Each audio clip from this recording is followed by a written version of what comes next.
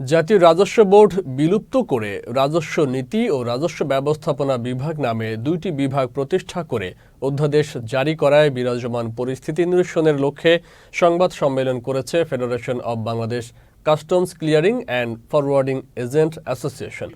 সোমবার দুপুরে Dhaka customs agent অ্যাসোসিয়েশনের আয়োজিত সংবাদ সম্মেলনে সংগঠনের সভাপতি মোহাম্মদ মিজানুর রহমান বলেন, অংশীজনের সাথে আলোচনা না করে অধ্যাদেশ জারি করায় উদ্ভূত পরিস্থিতিতে দেশের সকল শুল্ক ও বন্দরে কার্যক্রম বন্ধ রয়েছে, ফলে অচল হয়ে পড়েছে আমদানি ও রপ্তানি। তাই দ্রুত এই সমস্যার সমাধানে সংশ্লিষ্ট সবাইকে উদ্যোগ নেওয়ার আহ্বান জানান সংগঠনের নেতারা।